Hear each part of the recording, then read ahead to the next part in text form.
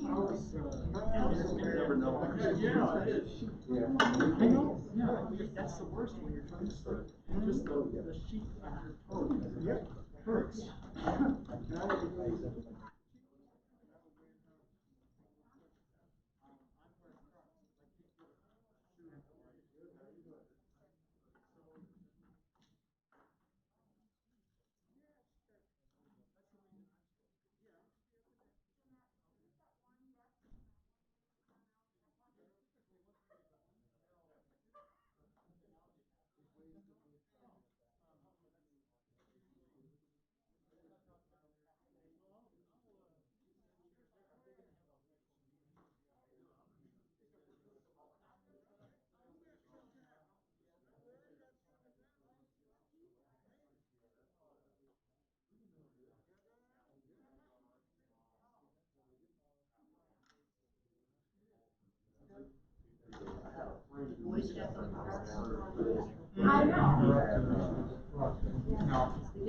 It's a better house. We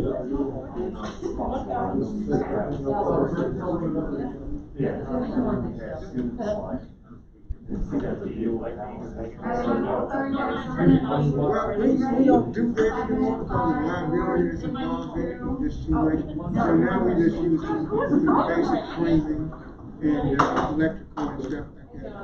We don't try to build a house. We build a tough shed here. All right. They build What do you guys do in tough shed?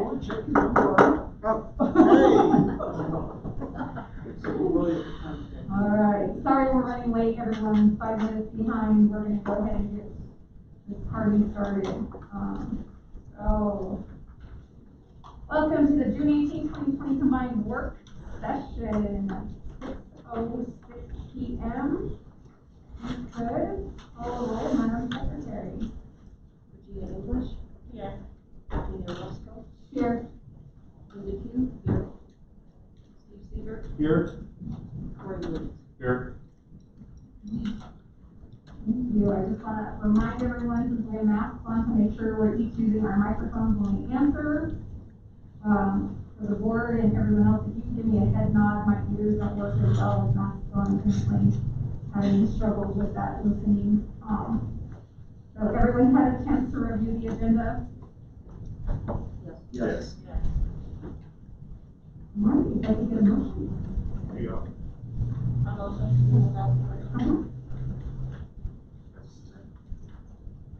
Second. I motion to adopt the agenda. A second. Moved by Mrs. English, seconded by Mr. Williams. All those in favor? Aye. Motion carries. We have a meeting.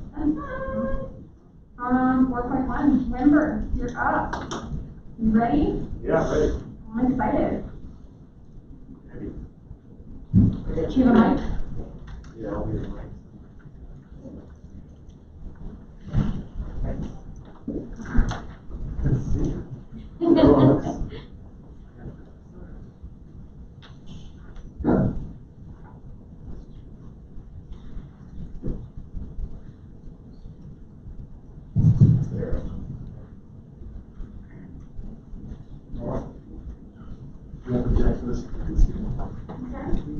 This up on the screen. So you guys want to get it up on the dais so you guys have enough room? Yeah. I can chair, get a table for you, or you can get. Yeah, they're fine up there. They're good up there? Spread out. I'll unplug it.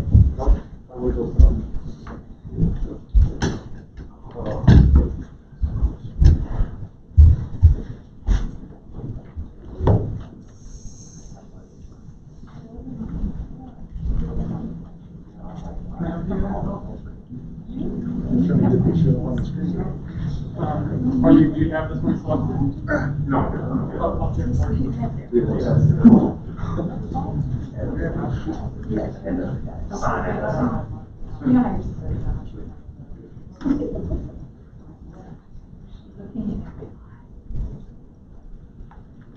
Just a reminder that we're recording live this evening. I don't like my picture. Thanks, Cindy. I I turned off my mic. I mean, if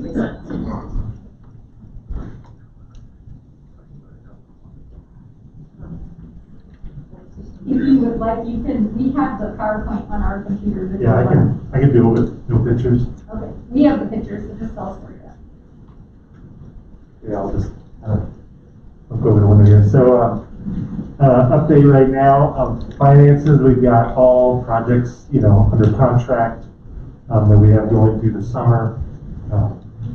Everything's under budget at this time, and so that's good, and we're doing really well on schedule. For the projects, if I remember, Harrison's the first one. So one of the things that happened at Harrison is we did a bunch of the demo. We found a bunch of what we're referring to as like fuzz ducts, but they're ducts made out of kind of like a compact insulation rather than metal boxes, and they deteriorate over time. And so now with all the ceilings down, it's not what we expected to see. We know we have it at some of the other schools, but we didn't know for sure at Harrison. But while we have ceilings down, now's the time to replace them. So we've been working through that cost and moving forward with that work. But that was a sort of a hit to our contingency we saw at Harrison. But they are done with most painting and carpet in the wings. The mechanical units and such are going really well. Demo is pretty much complete in the Octagon. We've had some delays with mechanical systems that we're working through some of those issues, which really just comes down to, I think, with all the issues we've seen this summer, just delivery schedule and when we're having some part that goes into the mechanical unit is what's delaying the whole unit. So something we'll continue to update on. We're working on contingency plans, so if they're not here by the start of school, we're actually planning to grab some of the Carmel units and have them as a backup plan. And we would temporarily install some of the Carmel units at Harrison to get them up and running. So here's some pictures of that, but it's going pretty smoothly. Carmel Middle School. Real good. Are we going to have a couple of the links that still being with our group school years? Yeah. So the 400, 500, 600 will all be complete. So 1, 2, and 3. One will be 1, 2, and 3. I think it was one. The outer hallway of the Octagon will be complete. The sort of where the media center is and the adjacent classrooms will still be under construction come fall, as well as the pool. Yep. And then I would have to remember the schedule, but then we start hitting some of the gyms and some of the areas. We'll return that area and roll that into the spring and finish with the kind of the cafeteria and the 700 wing the final summer. So Carmel, I'm really that technology today. It's at least on your computer. So Carmel, I think, is next. There we go. They obviously started, I don't know if it's driven by, but they obviously started to knock the building down. So they knocked a big portion of it down, and they're in the process of kind of scooping it up and hauling it away now. They'll start some of that demo again next week, where they start knocking more pieces down. We were there this week and saw some videos of it that we've shared with communications, so hopefully that can go out at some point. I think it's a pretty exciting kind of thing to see. But everything is going well there. I know a groundbreaking ceremony is being discussed for, I think the preference sounds like is August, September, so that school's back in session. So working with the contractor on that. And then some of these pictures are of the Entrada, or the old admin space that, the old admin space that is staying, that's been demoed down to the shell. Next up would be Meadows. So Meadows is going really well. They're working from one side of the school to the other. The flooring for the hallway has been started. We're actually going to start punching some of the building. They're working kind of from one end to the other. And so there's areas of the building that are already pretty much complete enough for us to go through and start punching. We're on schedule, even with the tight one, everything's going really well. You can see there's some final painting stuff already. Hills, the sewer's just about complete. They're almost done with the paint. Air handling units on this one actually might come in a little bit early, which will allow us to get a jump on that, but this one's in really good shape. The kitchen, they're prepping to put the final floor and wall protection up. We're really on schedule for this one. I have no concerns about that one at all, finishing on time. Abatement also going well. There's a lot of information on there, but basically where we are as of today is everything from Harrison all the way through Otero. We've passed our levels, so the abatement portion's complete. Bricker's the only one left.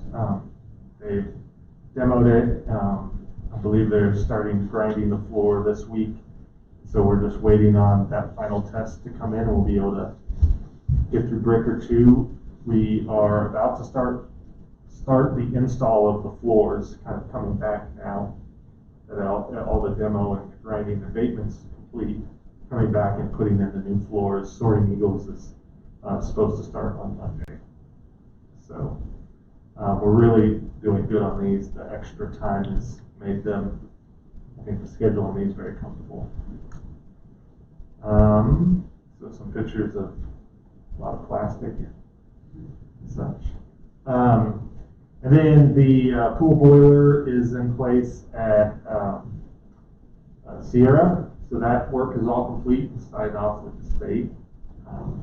One we don't have pictures with, but I know you guys asked about last time, is we've had a couple meetings now about Harrison's parking traffic situation, and we have another one tomorrow.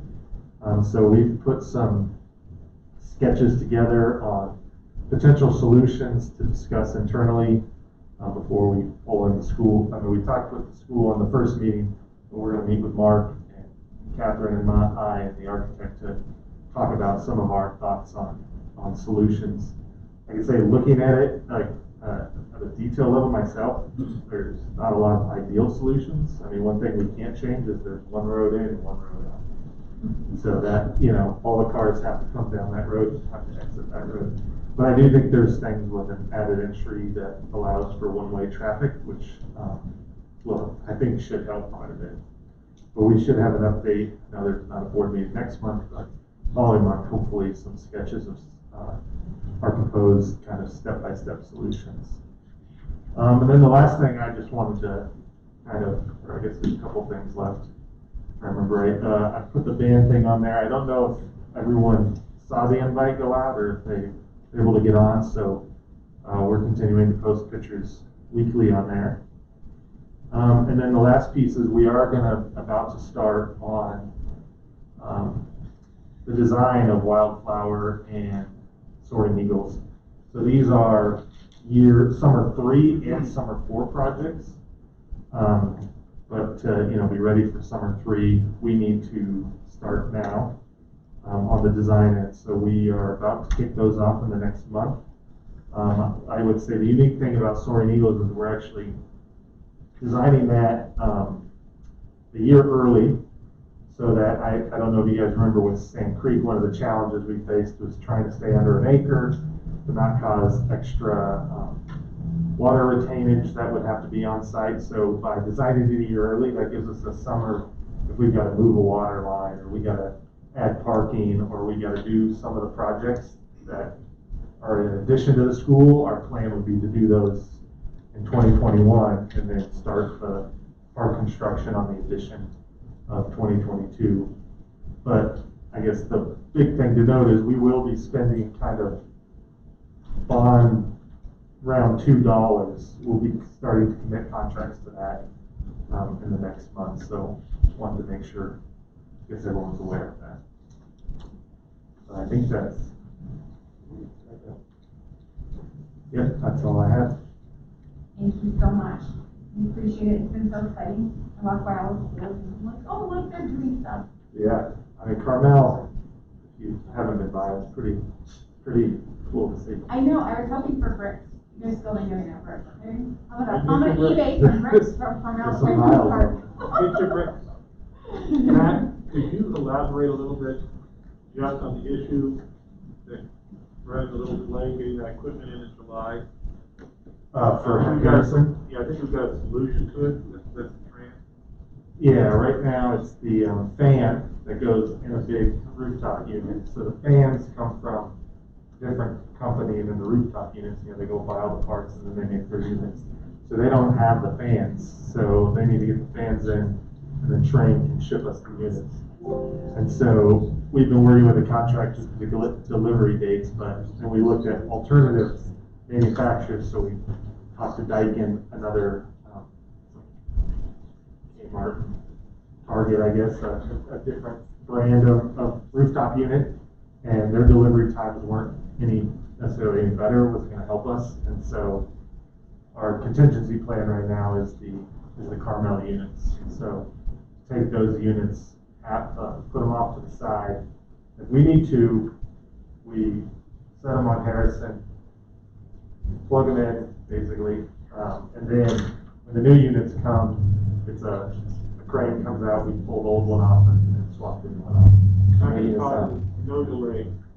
No, I mean, we'll have a weekend or whenever we do the swap to where we'll lose heat, section by section as we do it, but nothing that I think, no delay to school activities. We should be able to work around all school schedules.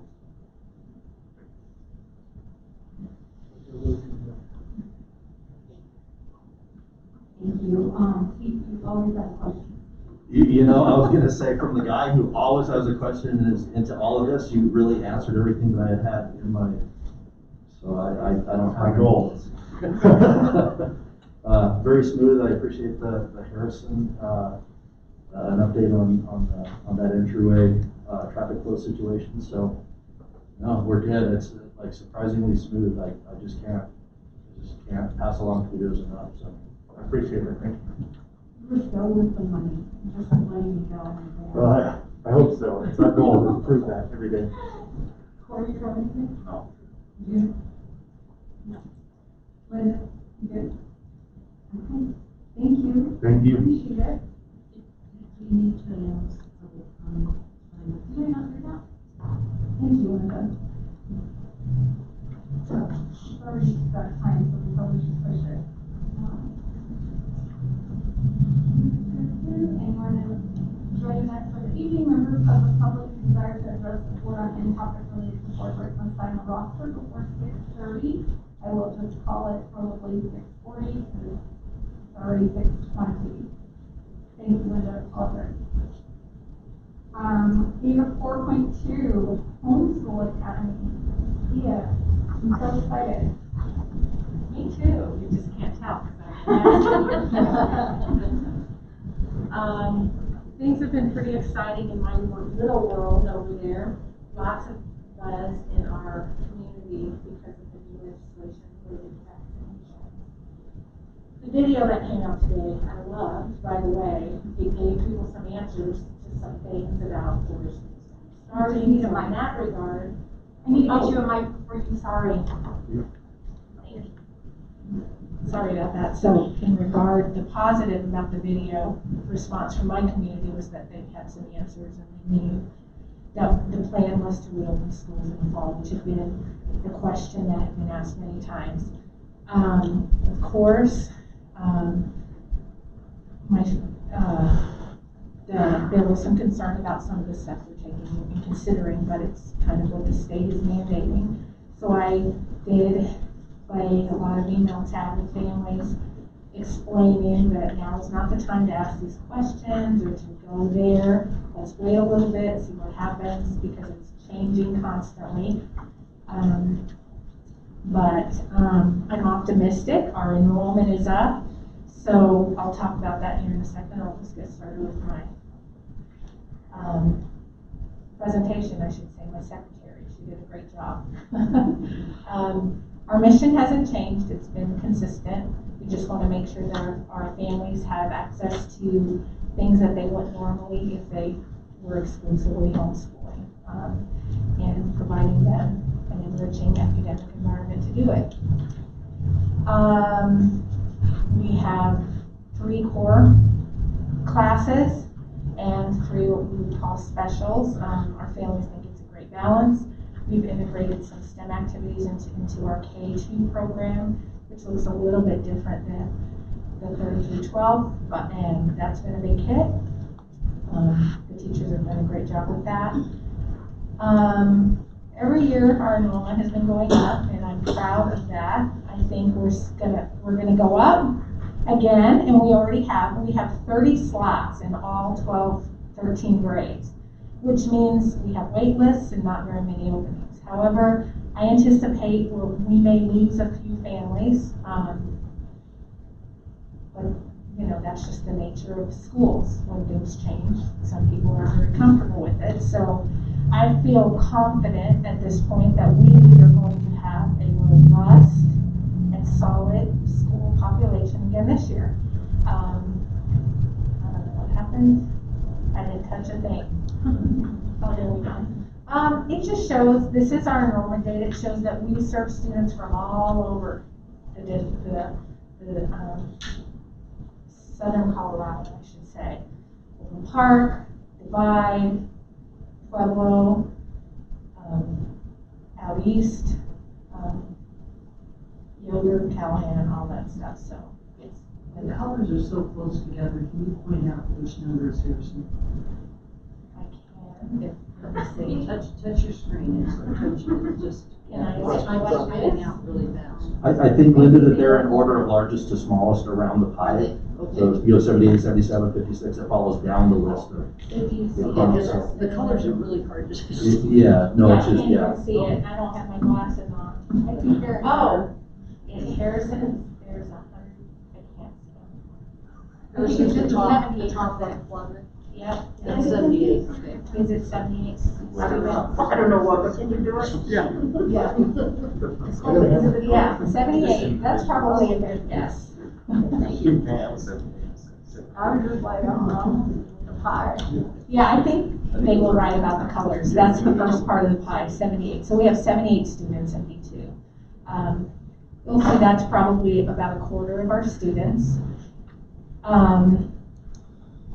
We've had several families in Harrison inquire if they are resourceful. I know we're harder to find for those people who aren't familiar with our program. Brian and I chatted for a few minutes beforehand, and I think he's going to start sending people my way if they have questions about homeschooling. Because one of the things we want to make sure we stay true to is that students who need to be in school are in school. And we're not getting families who are scared or wanting to homeschool for the wrong reasons, or who don't even understand the true nature of what homeschooling is when you are the most, or I should say, the primary educator of your child. So we have a screening process in place. So Brian is going to have them reach out to me, and I'll have them in touch with my registrar who is in that screening process. So that way we are directing students properly to where their needs are going to be met in the best way.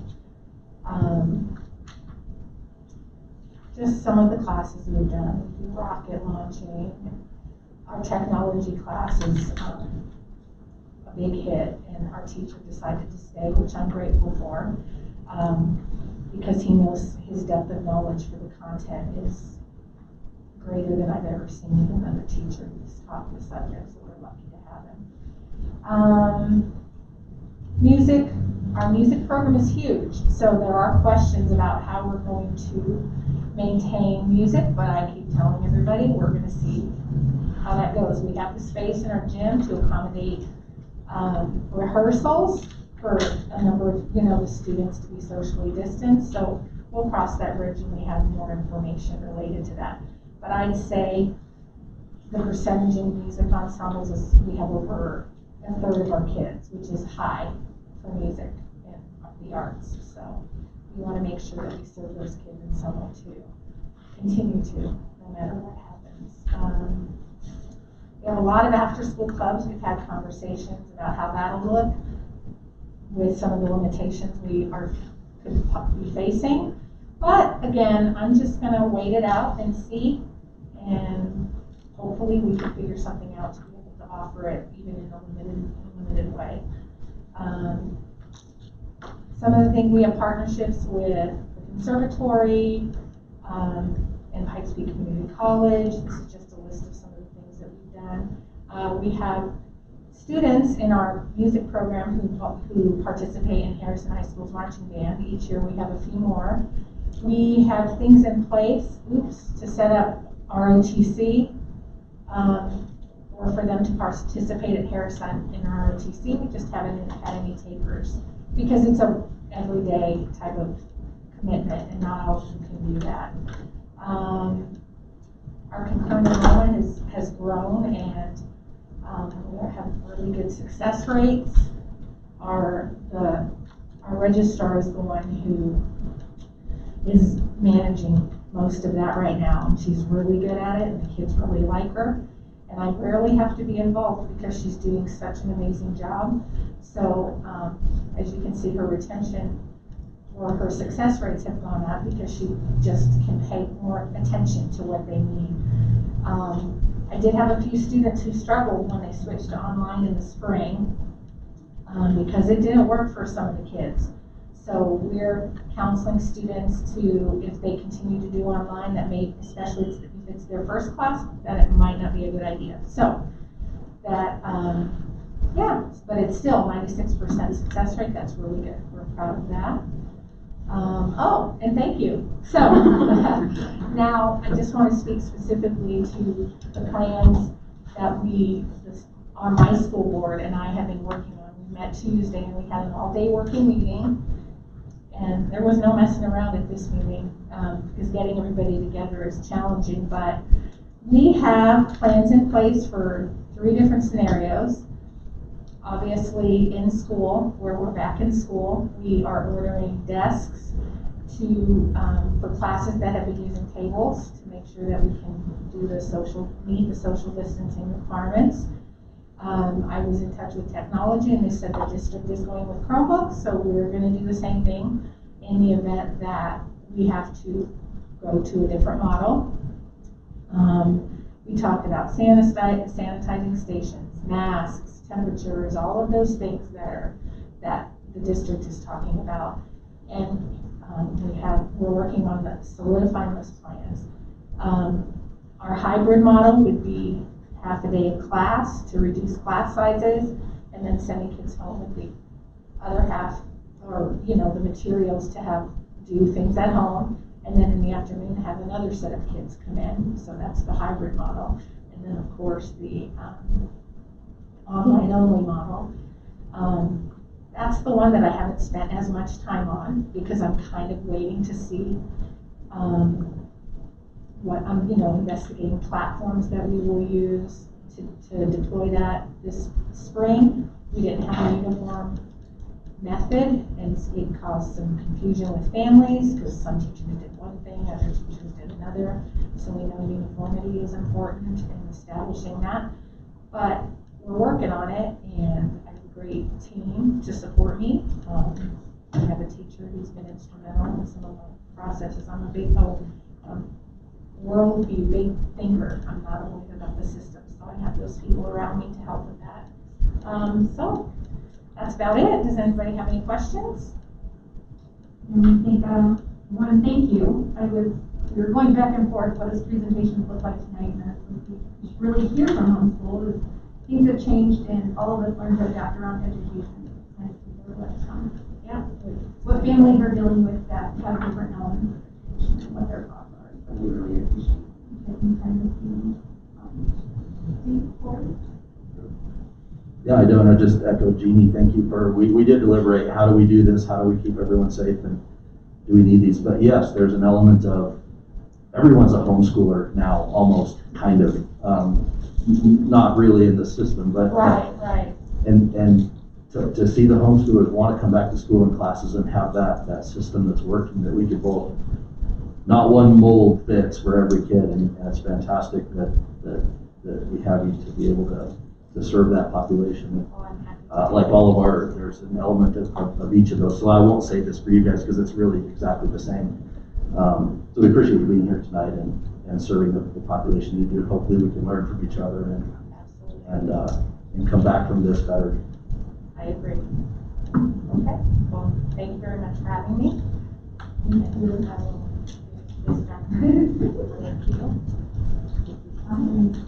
I know it's 6:30, but I'm still gonna, let our next presentation go before we look at, if anyone's signed us for public comment. 4.3 Atlas. Thank you so much.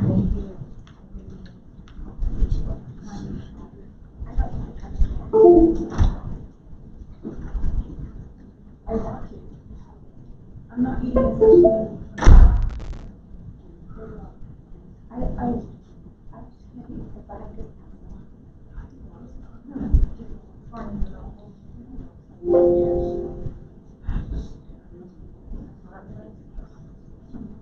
That's why I switched my other one's from my I just switched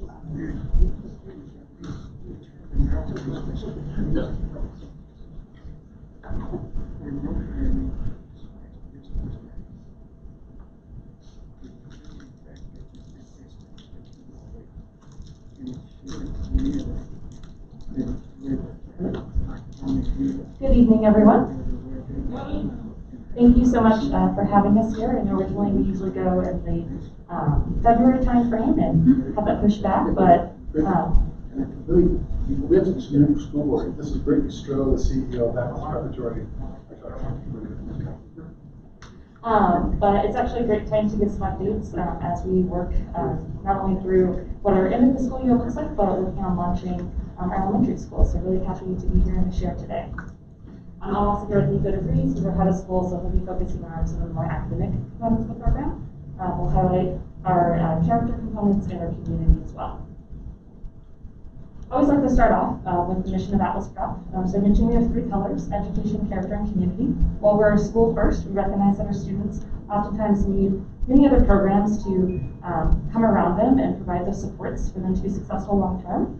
So Atlas empowers students to experience a lifelong pursuit of self-fulfillment for education, character, and community. We believe that our students are going to be successful long term by building these into the programming, and we're going to be talking about those programs today. I always like to give a snapshot of who we serve and how that compares to the district. The biggest things that we like to drive home. So this past year we served 970 students. That was our October count across the 5th through the 12th grade. So we serve just under 10% of the district. Our demographics oftentimes mirror very closely to the district in terms of the schools. 88% of our students come from within District 2. Compared to 85% of Harrison District 2 students. We typically see a majority of our students that are outside the district coming from District 11 and occasionally District 3. 93% of our students are on free or reduced lunch. This has been something we've seen slowly increasing over the years, just in terms of enrollment and qualification. And then where we tend to differ the most is our English language learner population. We have about 44% of our students that are culturally and linguistically diverse. We recognize that really ties into a lot of our programming, how we approach ELA in particular, but also some of our other supports for students who need that. And then just having some demographics below to show comparison. Over the years, we've definitely seen Atlas grow to be a primarily Hispanic serving organization. We've just kind of seen that demographic shift, and we've tried to work into our programs the best ways to serve our students as that shift has occurred. Just to give you a sense for the team breakdown numbers, as with most schools, the majority of our staff are teaching faculty.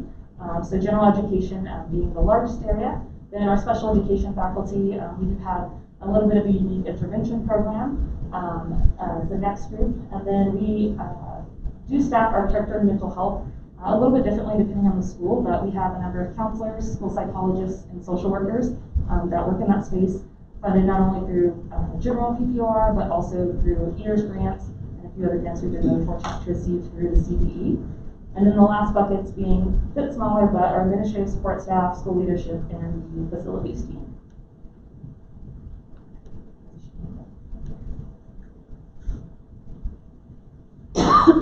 Thank you, Brittany. Right, I'm going to talk now about the data side of things. Specifically, how did we perform in, this is the 2019 results. So this is what was made public in January. This presentation really focuses on what the state is looking at for our academic results. So we're going to talk about proficiency and growth.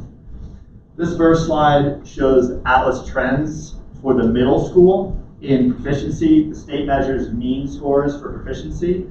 So you'll see that continuing the steady increase for the past 4 years, really similar results, the same results in English Language Arts, and for the 4th year in a row saw an uptick in our math results. This next slide compares Atlas to the state and the district using those same mean scores.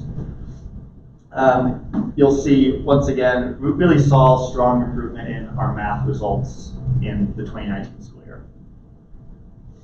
Moving on to growth. This uses the Colorado median growth model that they use. Just a reminder that 50% is the average, the median growth across the state of Colorado. So anything above 50 means you're exceeding the expected growth in the state of Colorado. We saw this for both English Language Arts and math, significantly above that state average for year-to-year growth for our students. On the school performance framework, the actual score on the scorecard, the middle school did have a decrease, about 1.5 percentage point decrease.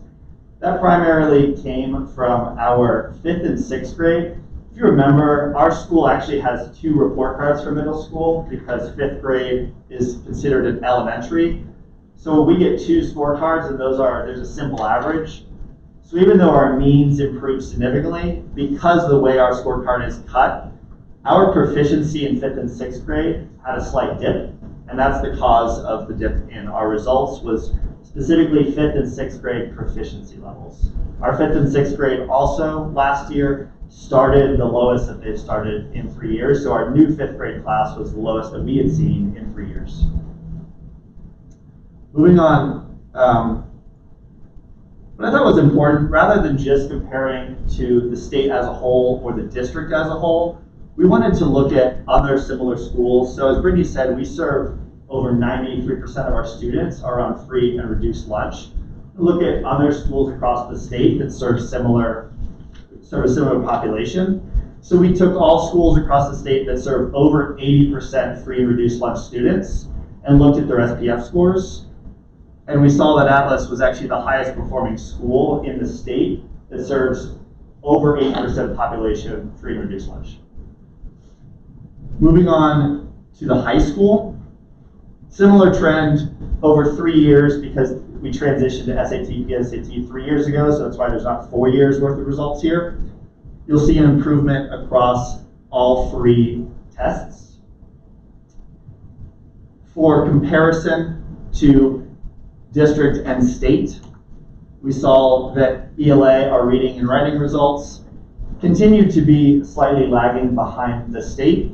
And for the first time ever, Atlas math results for the high school exceeded both district and state. So we're really proud of exceeding the state on those math results for the high school for the first time. Looking at growth, this is where the high school, and actually all of Atlas, saw the most significant gains was growth in the high school. So significantly outperforming state level growth, both now middle school and high school did that for the 2019 school year. So extremely proud of the growth levels now across all of our grades.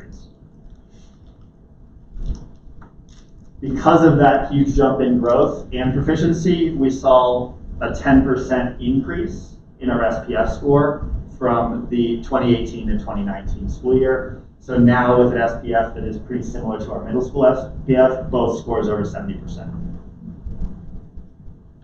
Once again, comparison, any school in the state that serves 80% or higher free and reduced lunch, Atlas High School actually came back as the highest scoring school there as well. So this was kind of we were just looking, we were curious, and then we did that, and we see that Atlas Middle School and Atlas High School both ended up being the top school serving that population in the state of Colorado. So once again, extremely proud of that result. Also last year, so in 2018, Atlas High School was the only high school in the state to be awarded the Center of Excellence Award. 2019, Atlas High School won that award again, being the only high school in the state to get that award, and the middle school joined. Middle school also won that award. Center of Excellence, reminder, there were other schools in District 2 that won that award as well. That means that in both subject levels tested, math and ELA, growth has to be above average for every grade level that's tested, and you have to serve over 75% for your reduced lunch population. I'm going to turn it back to Brittany now to talk about our response to the closures and to COVID-19. In a moment, just want to share a brief video. We asked some of our teachers to put together just what this experience was like for them. Just like many of you working in education, we do this for the relationships, for being in person. We are not an online school by any means. We are not a one-to-one school. This was very much out of our element, but was really proud of how our team, Nico led the team in terms of figuring out the academics. We primarily used Google Classrooms as our platform. We worked for the first 2 weeks to acquire about $60,000 in grants to buy Chromebooks. We knew we couldn't get one-to-one, but we asked all of our families who has them, who doesn't, and our goal is to get at a minimum 1 Chromebook per 2 students. So if a family had 3, we were able to get 2 to them. And then all the fun troubleshooting, as many of you are probably aware, with figuring out internet. So you've got no Chromebook, and then they say they don't have internet. So did a lot of interesting things around working with them to get connected to Comcast Internet Essentials and hotspots. But just wanted to ask the teachers to share, what was that like in this new environment? How did they have to prepare themselves, and how did they work with students? And they came up with this video that we wanted to show you.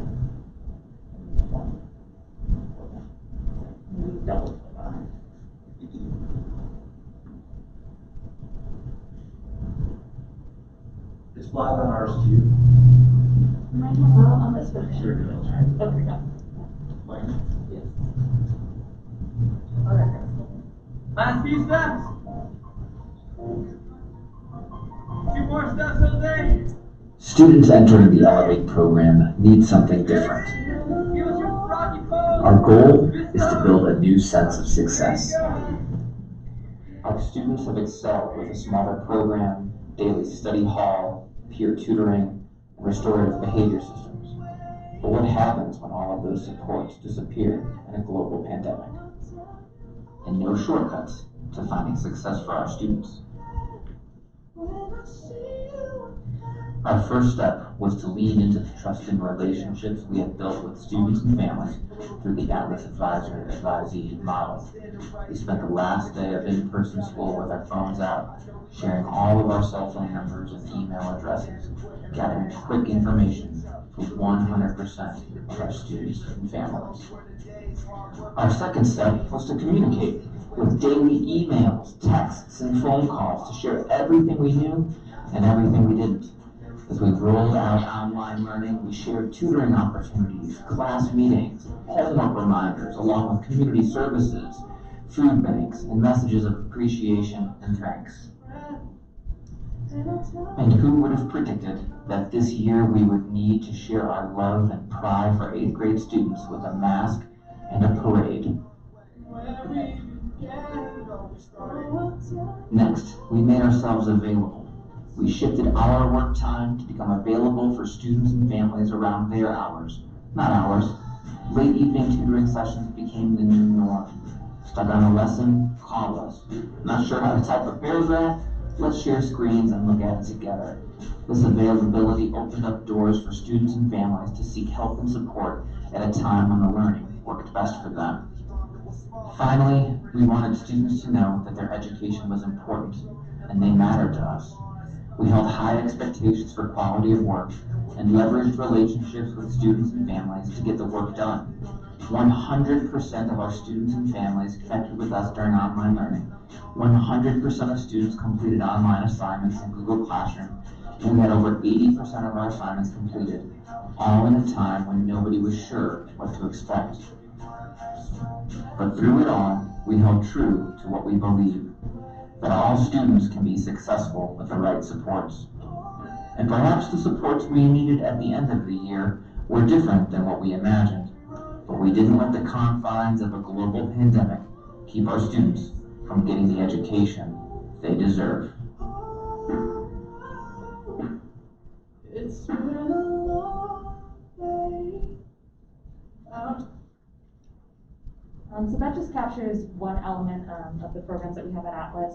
That was specifically our Elevate program, but in many ways across the school, the setup that Mr. Comas, who was speaking in the video, was describing was transposed to the rest of the middle school as well as our high school, utilizing that Google platform for classrooms, as well as connecting with students and trying to find ways to just re-engage in learning, knowing that this is most definitely not the typical environment that our students can be successful in, but trying to find ways to encourage support, but also being very empathetic and understanding that it's a pandemic.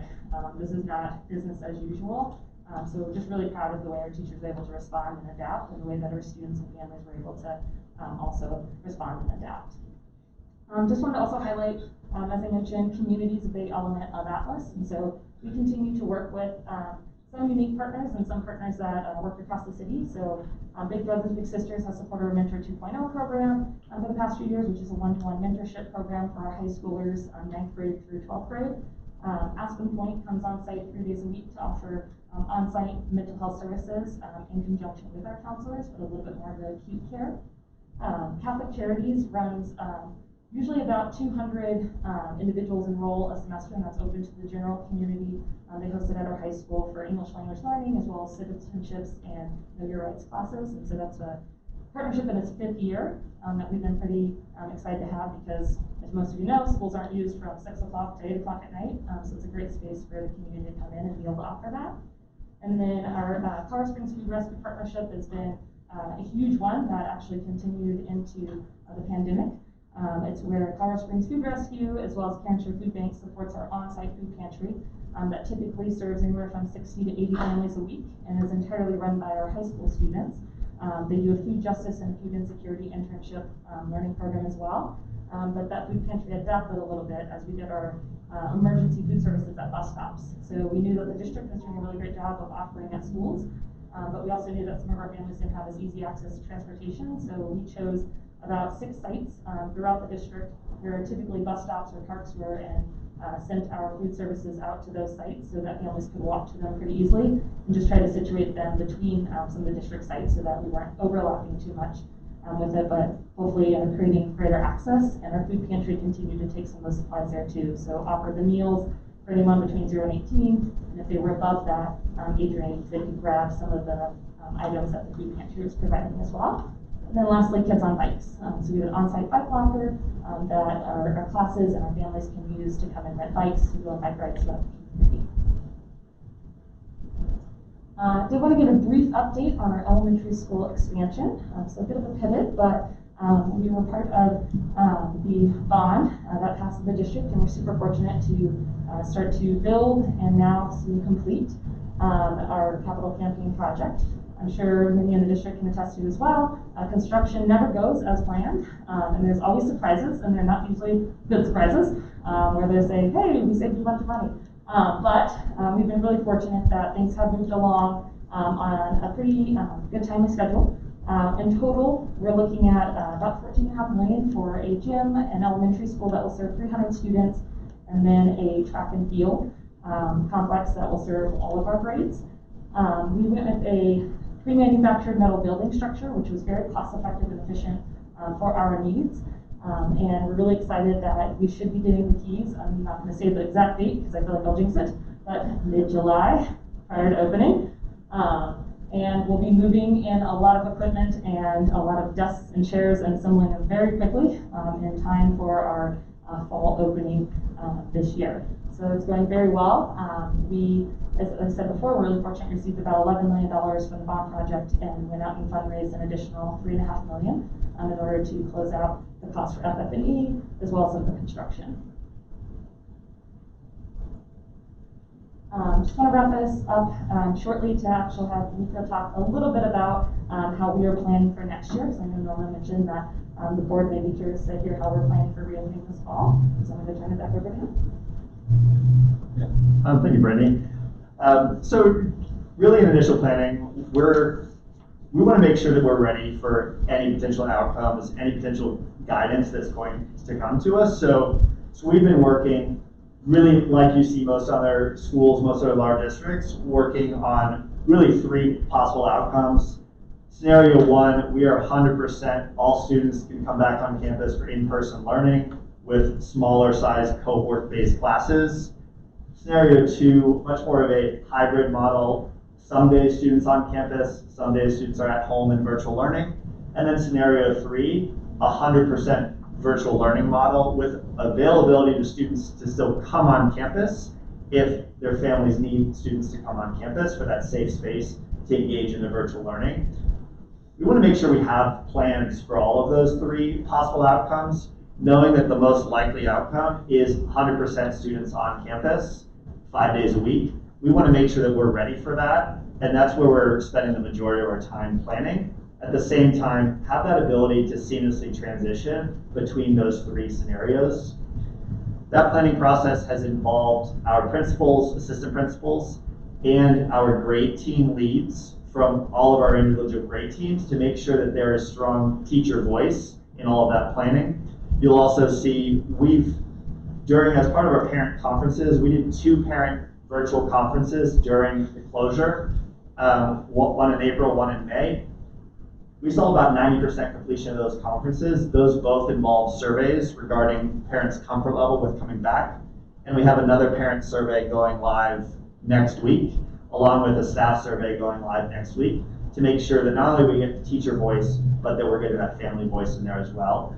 And we're paying very close attention to what District 2 is doing. Other questions regarding that planning process or anything that we presented today?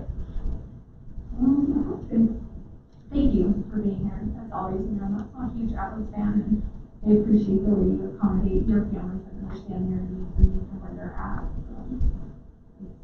I really appreciate your numbers in regards to your free reduced lunch and just what that looks like for other communities.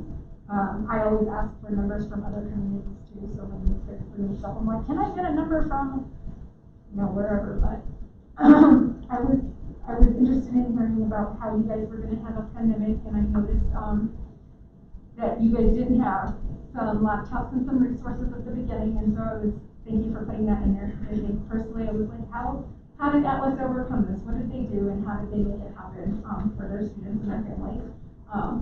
And even with only 1 unit per household, I think that's always a struggle. My sister has 3 teenagers, and they had one laptop, and then I gave them a laptop, and then a teacher came and get a laptop, and the struggle was so real to have 3 teenagers that were all supposed to be on a laptop at the same time with only 1 in the house.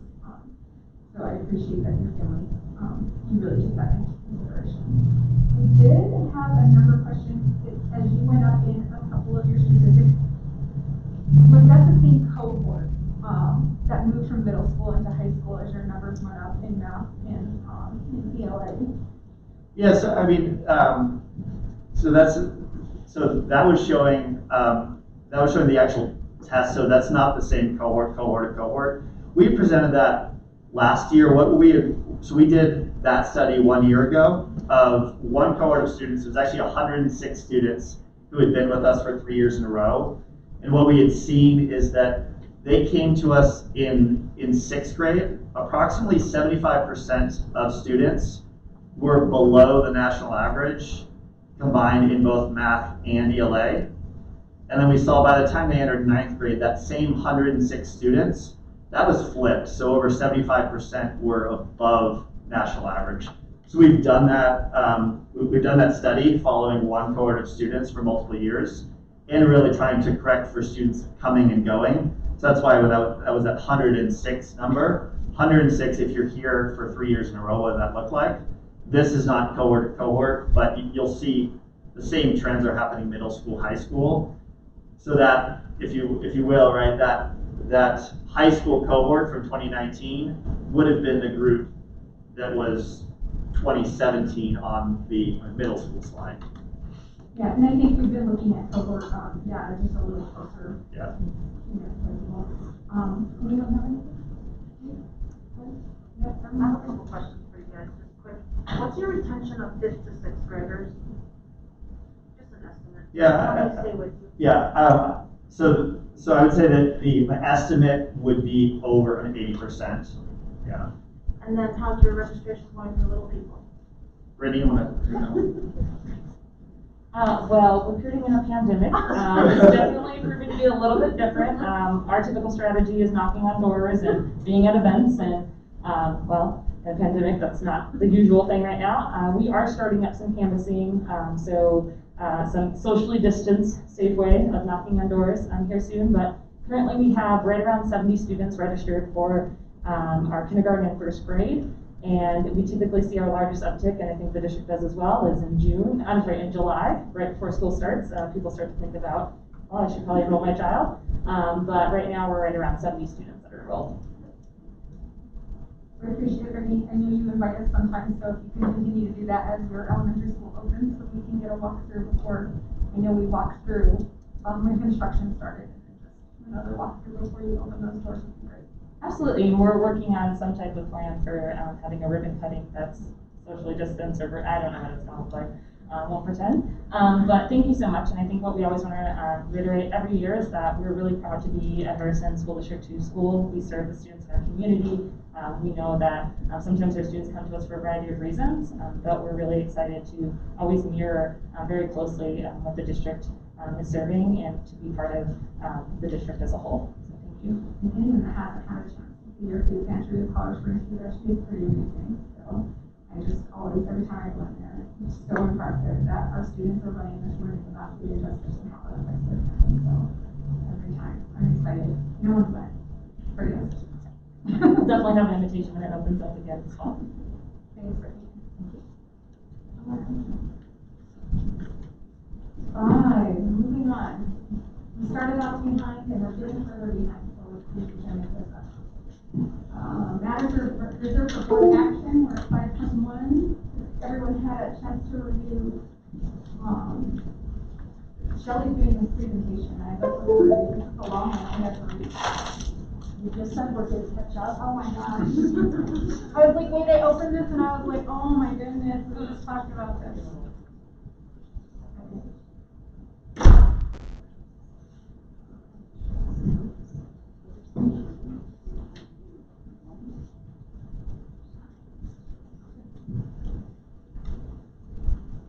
Thanks, Shelley. You're welcome. Sorry, I had to make a joke. Sure, I will get us caught up. Read that. On the budget. Yeah, on budget. So sorry, I'm going to stand and kind of walk around because I just don't maintain. So we are here tonight. We made it. Feel great relief. That's for sure. We knew we would make it, and we would. But it's been quite a journey, what's evolved again, as we've talked about. We had a budget ready to go on March 10th. And just in looking where we've transpired over the past couple of months has been nothing short of a marathon, and what a journey. So tonight here, and again, I only have 14 slides, so that's better than the 40 last time. But we're going to talk real quick an update on what's going on with the economy, updates since the proposed budget. And then the goal here tonight is for the board to adopt 3 resolutions to certify the adoption of the budget. So a little bit, what's happened, what's changed at the national level since last we had talked. And one thing I'd like to just say a few words on is unemployment or employment. We know across the country 44 million individuals have filed for unemployment. And if anybody has seen the May unemployment numbers, right now it's 13.3%. April was 14.7%, and one step back pre-COVID was 3.6%. So when you think where unemployment has been over a quick couple of months, the May forecast here in Colorado for what has resulted at 13.3% is much better than anticipated, so as we have talked about an economic rebound. They are looking at a projection of eventually getting to 9.3% for this year in 2020, 6.5% the next year, and then in 2022, 5.5%. So notice those three numbers represent 3 years to even get back to, and that's not even pre-COVID at the 3.6. We know with this, our stimulus funding, economic reopening, and then during a pandemic, having what has been transpiring across the country with current events. So this has just been quite a time for all of us, and there's been a lot of work of collaboration and working together. The state level, the state did come in at a deficit of $3.3 billion.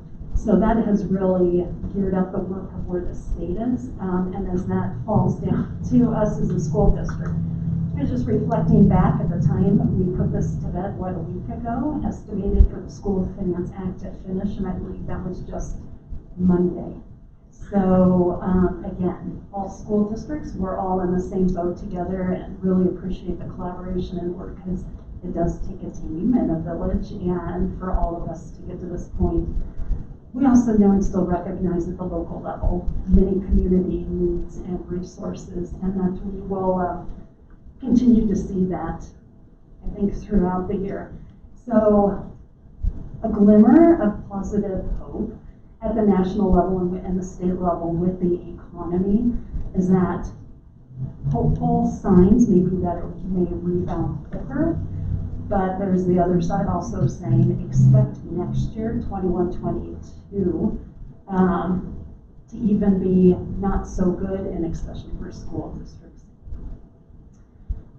Here's where we are with our general fund. As we had talked about at our May proposed budget, we have this year, going into next year, just over $4.5 million of reductions. And one item to note when we presented at the May board meeting, that did include 1 furlough day for all staff.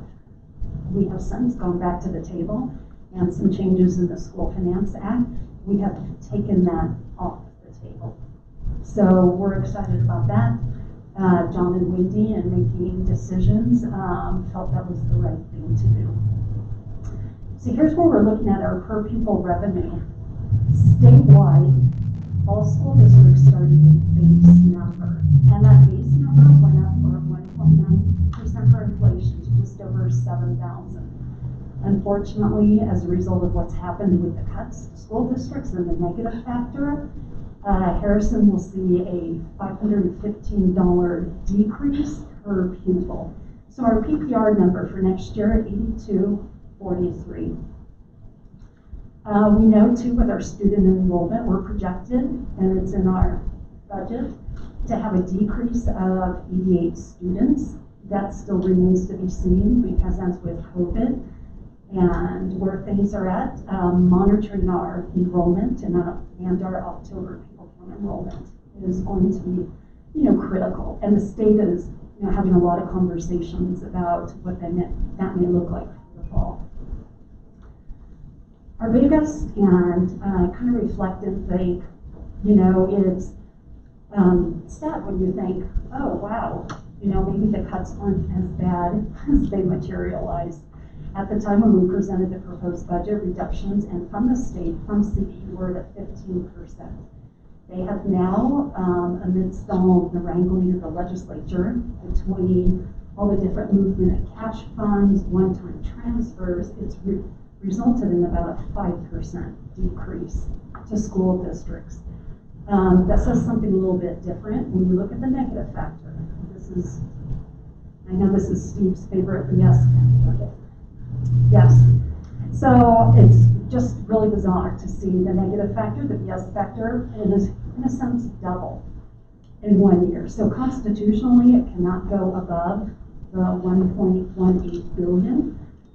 It did settle in on, as of this week, 1.17 billion. So that's really tough to really think about, because moving forward, we will continue at that lower, at the increased negative factor number. And for Harrison, A negative factor every year for this year, 7.8 million less in revenue, and you can see that doubling for next year. So it's really powerful, really tough to think to go from almost 8 million to 16 million. And that's funding we will not be receiving. Here, we've just provided an additional more information on the general fund, and we can see where that's settled in at. We're required in our presentations by CDE to present any changes. And so here within the general fund, you see that change in revenue that is a result of the School Finance Act and some last minute wrangling at the legislature to preserve as much as they could. And then again, as you see with our salaries and benefits and our operating. So we are looking at a total expenditures just under 98 million for our general fund for this next year. Love a good visual. And here, as we know, our salaries and benefits, we hovered around 80, 81. And again, salaries and benefits making up over 82% of our general fund expenditures. Mindy and John and I were on a legislative wrap-up call today, and just real brief, less than 30 minutes. But I appreciate is we're already starting to think for that next year. And our lobbyist had said, I just still have school finance PTSD. I don't even think I can think about moving forward yet. But we know we need to, and to stay ahead of things and to look what's coming up on the horizon. So we do know, this is just looking at our multi-year planning and forecasting. Inflation at this point in time, 1%. Our pupil enrollment flat. What we're modeling right now does not include any increases to salaries and benefits. We know that will change. And then para. Para escaped any major legislative actions this year other than they did agree a one-time deferment of what's called the 225. And that is the state allocates to para 225 million to keep para structurally sound. And that was passed in the legislature, I think about a year or two ago. With everything going on this year, a lot of bills didn't make it, just critical items to get the legislature ended. So I do expect we will see a lot of activity next year when it comes to para. So this is the colorful slide. And this is a component, this is that we do our financial modeling and forecast. And as a comparison, when you look at fiscal year 21-22, and in that column, and you follow it all the way down to where we see in future years, red numbers and negatives. When we came and presented the proposed budget, we were looking at reductions of just over 9 million. Well, you can see that number now is a positive 3.8 million. So let's follow in that same line, go next to 22-23. And that is showing in 22-23, with all assumptions that we're modeling right now, we would need reductions of just over 700,000. Now that number, when we presented the proposed budget in May, was upwards of 20 million. So you can see the cumulative effect. And really, here at Harrison, we took the approach with our over $4 million in reductions to address some things now, because we know going forward in the future. So this will change. This will, continue to work and to look at. We here at Harrison, I think we put ourselves in a really good position, just anticipating that the cuts may be larger, but just the robust conversations, the brainstorming, and the collaborative work. When we do this work, or I guess when I do this work, modeling and looking at the budget, in this tool, and usually, and I went back and looked, so here at Harrison over the past 3 years, we usually have anywhere from 27 to 31 iterations of our financial projections and modeling. This year it was 51. So that just talks to the continuing changes, the what ifs, what do we think? I would not be surprised if there was a mid-year rescission for school districts coming up in January. Something we're all watching right now is property tax collections. That is a very real thing for many districts. Here in El Paso County, tax collections are still averaging up in the 90%-ish, which is a good thing. So again, there's really some things that the state also has their eye in with the overall picture. Not to go unnoticed, and this is a part why this budget year, it's bittersweet. We appreciate this one-time federal stimulus funding, but we know for the long-term going with a negative factor, that's really going to come into effect in future years. This is just a recap of our one-time federal stimulus funding.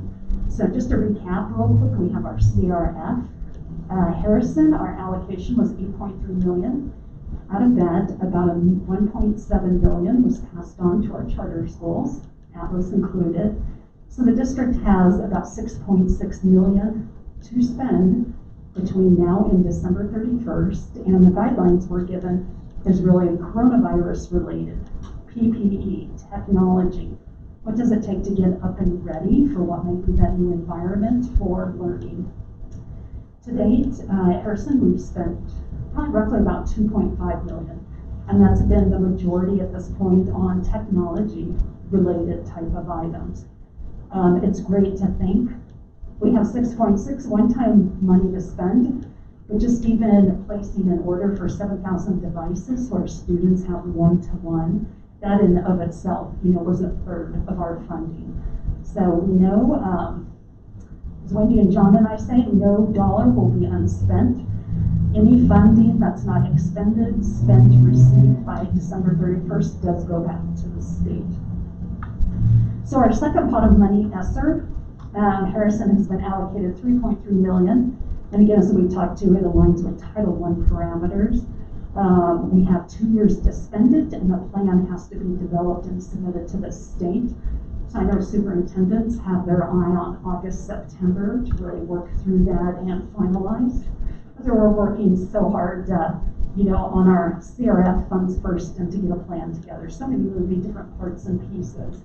The Governor Polis announced probably about a week and a half ago a big year's pot of money. $44 million out of that, $33 million is a grant application process for school districts. So I know just as we get our arms wrapped around that, I expect there may be some good sources of funding for Harrison to apply for and be awarded. So excited about that. And then one additional pot of at-risk funding that's being held by CEE. So more to come on what that may entail.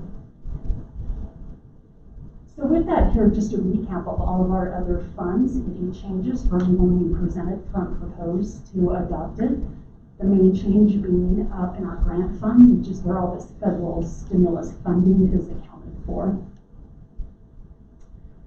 This is the recap I always like that puts it at that high level. We are just under, as a district, a $200 million budget for fiscal year 2021.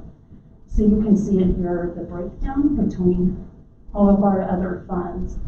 As we know, like with our building fund, and just as our Wimber friends had talked about, excited about that spending, the good work that's going on. And as you can see, our general fund and being the largest component. So we are ready to move on already. July 1st starts a new fiscal year. We start our audits in a week. We have auditors on site with definitely increased financial monitoring, review, no stone left uncovered. And I highly expect and know that we will come before, again, boards of education are allowed to do a revised budget, school districts are, by January 31st. And I highly expect, and probably most school districts will, because there will be still many changes on what's property tax collections, what's October pupil count look like, and just more to come. So that is where we are. Really appreciate, again, everybody in this room, because it has taken all of us in going through the budget I feel John and Wendy and I have become this trifecta little group, trying to stay abreast and really appreciate John and Wendy and their circle with superintendents and then mine with the CFOs. It's been hugely, we can quickly talk, what do you hear, what do you know, and it's exciting when, you know, we kind of compete amongst other districts, and we like to be able to say, hey, we're on top of it, or we got that. But it definitely not only just collaborating with our own peer groups, but others across the state as well. So really grateful for that. We've definitely all been joined at the hip over the past couple of months. And can't not thank Scott over here, our director of finance in the back of the room, because he won't admit it, but he kept our department and team afloat and running. And without him helping our team with our normal course of work, just even I wouldn't have been able to do what I am, because it literally has been multiple daily, just trying to get our arms wrapped around it all. So with that, I would entertain any questions or thoughts, comments, and we have before you 3 resolutions to approve for adoption. Let's start by saying thank you, Shelley and your team, and mind-boggling to think that now you're getting ready for audit and I'm not even done doing that the last time. It's so overwhelming just to hear you at this point, and I'm not even the one that touches these numbers, and so my heart goes out to all of you and your team at this point. Like I just been traumatized every time you talk in the last month at this point. I'll take that as a. I was like, I'm so traumatized. I don't know how else to say it. You feel traumatized too? Not as much as you. More traumatized than me. But as a student of finance, just seeing you work through that and knowing your commitment to the district and seeing you emotionally at times, we truly do thank you. Like, just having a small grasp of what's going on and then seeing you go through it, like dealing with the numbers, is just like, it's just a wow moment. So a big thank you to you and your team for getting us to this point. Thank you. And Corey, we're going to get back in the queue. Yeah, we're going to get back to it. We skipped a few weeks. We have. So we're, ready to go. Thank you. I look forward to January and going over this again. I'm hoping it will involve us having more money at that time. Anyone have any questions before Linda starts to read? We're going to do each one individually and then individual vote? Okay. Right, and I did too much reading in the version. No worries. Madam President, I move that the board approve the resolution titled Budget and Appropriation Resolution regarding the need for this board to approve the budget of revenues and expenditures for the school district for the fiscal year beginning July 1st, 2020 and ending June 30th, 2021, in allocations and amounts that are specifically identified in the resolution. Second. Ryan Newsom, you seconded by Mr. Seaver. We're going to do an individual vote. We're going to start with Mrs. Pugh. Aye. Ms. English? Aye. Ms. Roscoe? Aye. Mr. Williams? Aye. Mr. Seaver? Aye. Pass and adopt that resolution and move on to the second one. Thank you. Madam President, I move that the board approve the resolution titled the use of a portion of beginning fund balance as authorized by Colorado statutes regarding the need for this board to authorize the transfer and use a portion of the FY 2020 to 2021 beginning fund balance for the purposes named in each respective fund in the amounts and purposes that are specifically identified in the resolution. Second. Ms. Pugh, seconded by Mr. Williams. Roll call. Those in favor, Mrs. Pugh. Aye. Ms. English? Aye. Ms. Roscoe? Aye. Mr. Williams? Aye. Mr. Seaver? Aye. Resolution carries. And the next one and last one. You did a good job on that. sheet. I'm gonna use the same format, Shelley, would that be okay?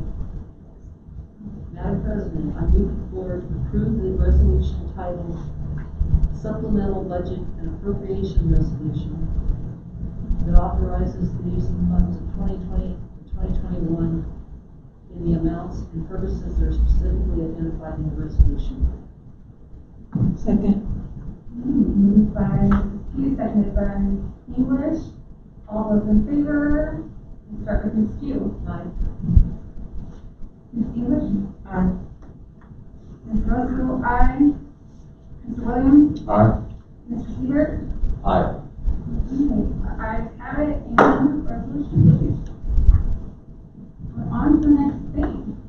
That was good. All that work, Shelley, you made it look easy. We know how hard you work. Mr. Willoughby, 5.2, easement on Panorama, and we saw this, and this is what we were waiting back from the attorney, is that correct? That's correct. Okay.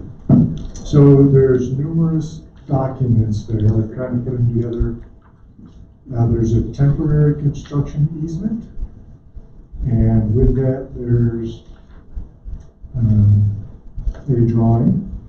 There's an exhibit, which has a drawing. That shows the easement that we're giving the city to construct their drainage off the park through our property. There's a second one that's a grant of permanent easement. That one also has a attachment to it that shows the permanent easement. And then we also attached earlier today, second page. The city wanted to make sure that we understood where their easement access would be. So that just shows the easement access off of Farnsworth Drive. They will construct that also.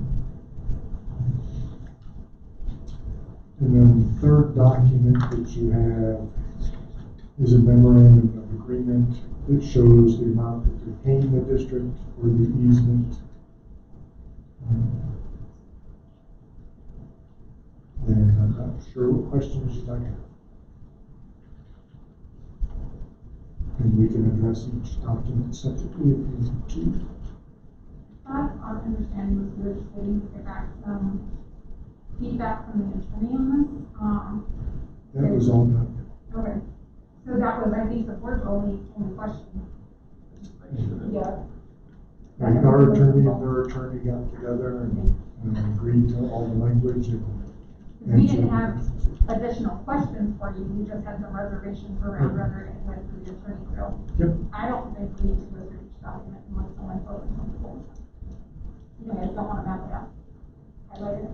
Can we make one motion that covers all of it? And the reason we can't make a motion to cover all. I think I just have one question, and I think last time you answered this, we didn't have any reason why they were paying us, because you said that's not the norm. Did we find out, is there an actual legitimate reason why there's money in this transaction? This is the city process. They are going to be able to use that property in perpetuity till, unless the easement is ever vacated. And their process is to pay a fair market value for these. So where Colorado Springs Utilities does not. At all. So usually we get $1. So this time you didn't want it. I'm not complaining, I just think that we're all really confused at that. And so Yep. there's some clarity. So are we ready? Any other questions? Anyone? Good. Can I make a motion? Could you make a motion? Please and thank you.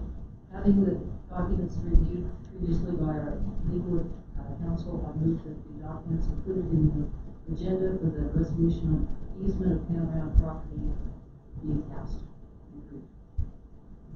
Second. Moved by Ms. Hughes, seconded by Ms. English. I'm just gonna do a 1-1 vote again for safety and all other matters. So Mrs. Pugh. Yes, Ms. English. Aye. Mr. Alonso, aye. Mr. Williams? Aye. Mr. Seaver? Aye. Motion carries, so we're gonna approve the resolution of easement 5.2. Thank you, we appreciate you, you do such a great job. 6.1, we have public comment. I have a public comment on here, but I don't know if anyone is here. I have Mrs. Santiago. She has, okay, I was just making sure, it's still on here, but there's multiple days and multiple people. So, no one else, no other public comment, we're gonna move on to 7. Superintendent, does anyone need a break before we move on to 7? We are good, we're gonna push through. Okay. Superintendent consent agenda. We have 7.1 personnel report, 7.2 financial statement. Has everyone had a chance to review those documents? Yes. Linda? You had a chance to review? Okay. All right. If there's no questions, we're good. Okay, I would ask for a motion. I move to approve the superintendent consent agenda items as stated. Second? Moved by Mr. Williams, seconded by Mr. Seaver. All those in favor? Aye. Yay, that was quick. Board consent, let's see if we can be equally as efficient. So, I know there's a lot on board consent. We all spent Saturday together. It was so much fun, wasn't it? It's the best Saturday ever. Appreciate the staff's involvement in that, taking the Saturday to do the board as well. It's so important that we got caught up. I know it's not the highlight of anyone's day, but we really didn't want to start another school year with all of these things lingering in. So we have the minutes at 8.1, 8.2 OE5, 8.3 OE8, 8.4 OE12 monitoring report, 8.5 OE2 indicator, 8.6 OE13, 8.7 OE10, 8.8 policy change to GC2. Why does this go this? I was like 2E, sorry, and GC5. Does anyone have anything that we need to go over on any of these agenda items? No. Thanks for getting everything adjusted and back to us, you guys. I went through them. Appreciate it. We're ready to start the new year. We're ready. We're ready. I think all adjustments were made. Mr. Yates, thank you for all your check marks. All right, if I could get a motion. I move to approve the board consent agenda items as stated. I second. Moved by Mr. Williams, seconded by Ms. English. All those in favor? Aye. Aye. And the motion carries. Yay. Almost get to go home in a little while. 9, monitoring board performance. We're going to start with 9.1 annual work plan. I feel like I'm all over with this thing because it seems like everything changes every time we look at it.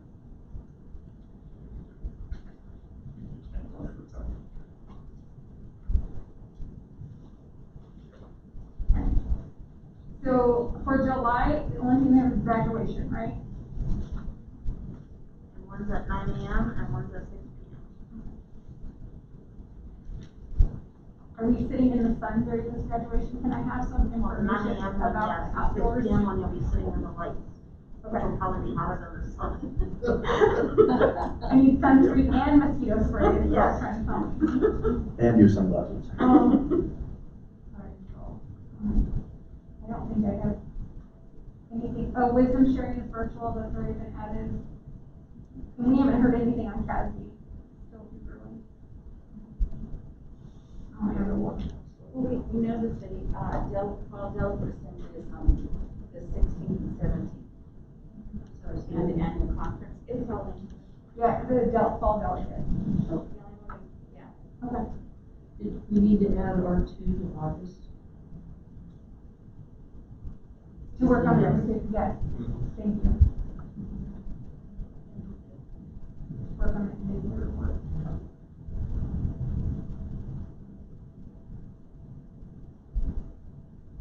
Anything else that we need to add? anything else to add? Not that I don't have, my notes don't have, all the other changes that I had written down or have already been reflected. Our dates for Aspen that we agreed on while they were here, did you get those, Nona? Okay. I don't have anything else there. We're all good? That was the easiest one ever. Legislative update, 9.2. Nothing? Are we tired? They're all wrapped up. I know, oh, we're early, now we don't have to finish, we can just hang out. Oh, no, sorry. Started 6 minutes late and look at that, in 11 minutes. I was trying. All right, so we're gonna move on to 10, if everyone's okay with that. 10.1. I would move to adjourn with no further business on the table. Second. Moved by Mr. Seaver, seconded by Ms. Q. All those in favor? Aye. Motion carries, we're adjourned. Thank you. Have a good evening. We appreciate each of you.